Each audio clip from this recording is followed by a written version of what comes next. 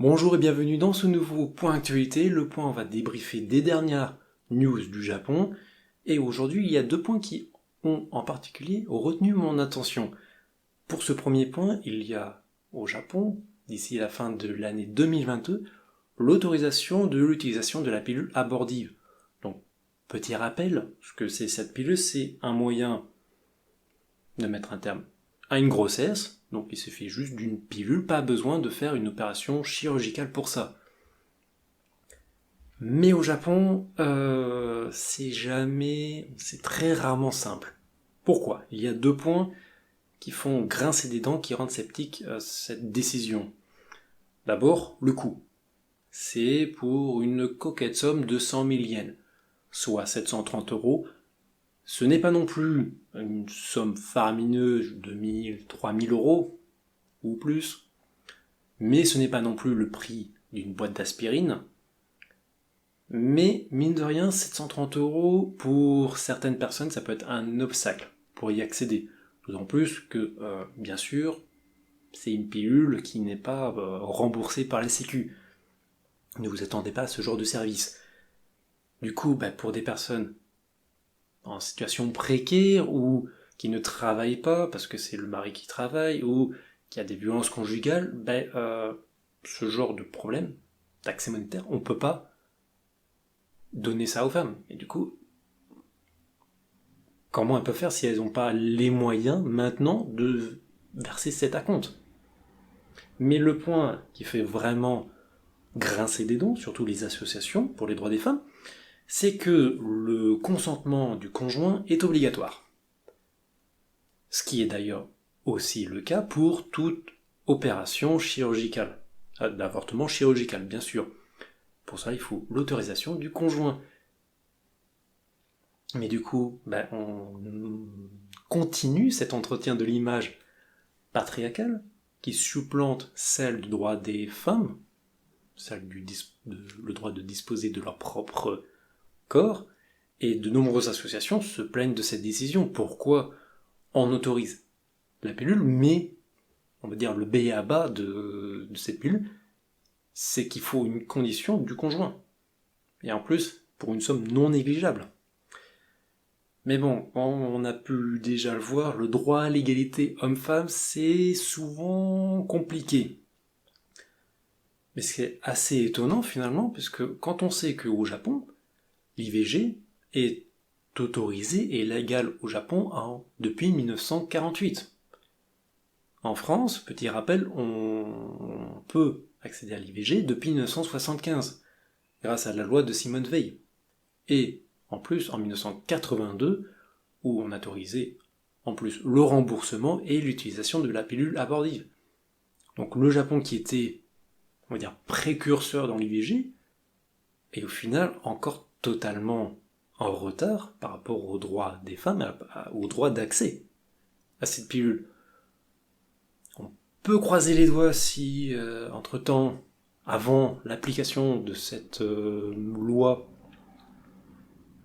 on change les conditions d'accès, qu'on rende plus accessible sur le plan financier, mais aussi sur le plan légal, avec le conjoint, que les femmes puissent y accéder.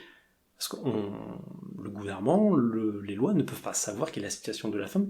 Si c'est une situation de détresse, la femme doit pouvoir accéder rapidement. Il s'agit d'une pilule d'urgence, il ne s'agit pas d'un petit médicament lambda, c'est une décision qui doit se prendre rapidement et qui est non sans conséquence. Donc on croise les doigts que d'ici la fin 2022, ils changent les mesures ou que rapidement, ils corrigent certains détails. Mais bref, pour ce deuxième point, on l'attend tous, la réouverture des frontières du Japon. Ou que c'est pas gagné encore. Ça fait 2 ans et demi que ça dure, on commence à voir le bout du tunnel, mais le bout du tunnel est encore bien loin. Mise en contexte. Mi-mai, le Japon annonce assouplir les mesures d'accès aux frontières pour les étrangers. D'un seul coup, les journaux... C'est bon, le Japon, à partir de mai, juin, on va pouvoir retourner au Japon. Et Et le Premier ministre a fait hop hop hop, c'est pas exactement ça. On va faire des voyages tests.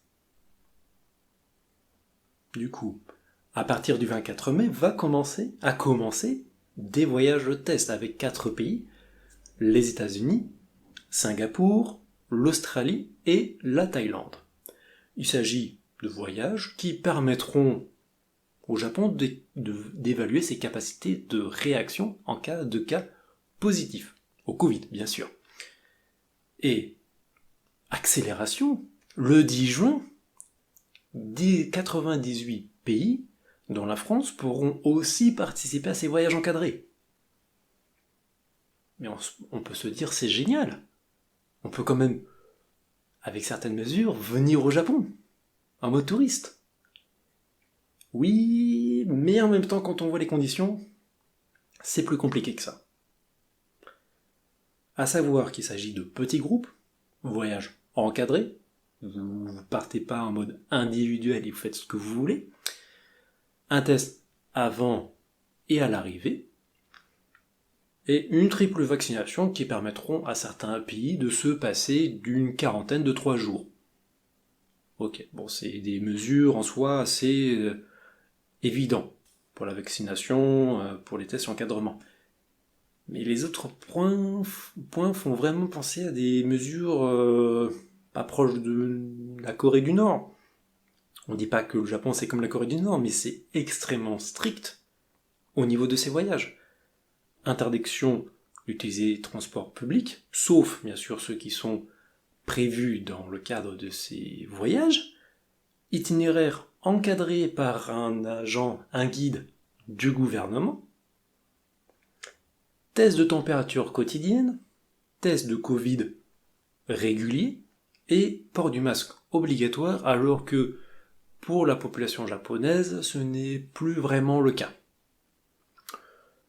Donc autant vous dire que c'est des voyages extrêmement trépidants. Mais si malgré toutes ces conditions vous vous dites bon, c'est compliqué mais ça fait 2 ans et demi que j'attends de pouvoir aller au Japon, c'est pas grave, je vais voir l'agence de voyage et puis je vais demander de prévoir un vol.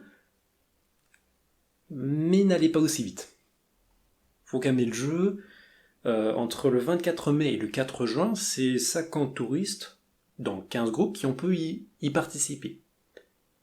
Mais il s'avère qu'il s'agit de personnes faisant partie de ces agences de voyage.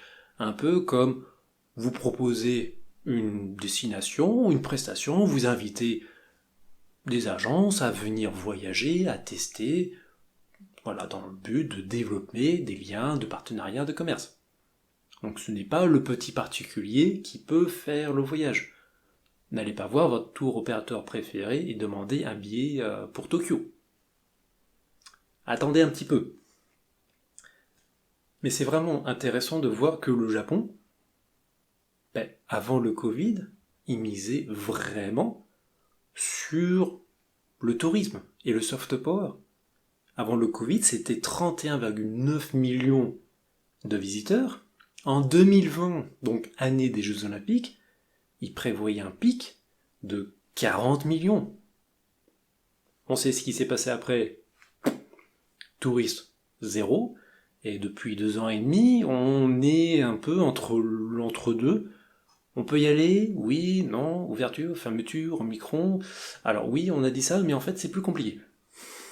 Autant vous dire que on commence à être assez blasé, mais quoi qu'il en soit, c'est vraiment étonnant qu'il ne réouvre pas, sachant que, d'après des estimations, ça a coûté, la fermeture des frontières, ça a coûté au Japon 22 trillions de yens, soit à peu près 157 milliards d'euros. Quand on voit l'économie actuelle au Japon, on pourrait se dire, mais ouvrez cette vanne financière. À croire qu'ils cherchent à voir s'ils peuvent s'en passer. Des touristes, bien sûr, des étrangers. Du coup, concernant les étrangers, pour les voyages individuels, quand est-ce qu'on pourra y aller? C'est toujours la même question. Bon, sachant que les voyages tests ont commencé fin mai, début juin. Il faudra sûrement attendre les premiers résultats. Expertise, discussion, ça va prendre forcément du temps. Assouplissement des règles en juillet. Nouveaux tests de voyage, etc. pour peut-être en septembre voir de nouvelles mesures d'assouplissement. Encore une fois, c'est à prendre avec des pincettes. Il y a des sites au Japon qui mentionnaient une réouverture pour le mois de juin. On va franchement prendre la distance. On va plutôt tabler sur septembre, mais l'histoire nous a bien montré que mieux vaut être patient avec le Japon et mieux vaut pas prendre pour argent comptant ce qu'ils disent. On n'est jamais à l'abri de mauvaises surprises, donc on va attendre, on va prendre un café et puis quand le temps viendra, on sera prêt. Voilà ce qu'on pouvait dire pour ce nouveau point actualité. Merci d'avoir regardé cette vidéo et du coup, objectif de cette chaîne, maintenant ça va être sponsorisé par NordVPN. Pour cela, vous connaissez la méthode, pouce bleu, partage, et visez le meilleur. Voilà, jusqu'à la prochaine vidéo, je vous dis à très bientôt. Tchuss.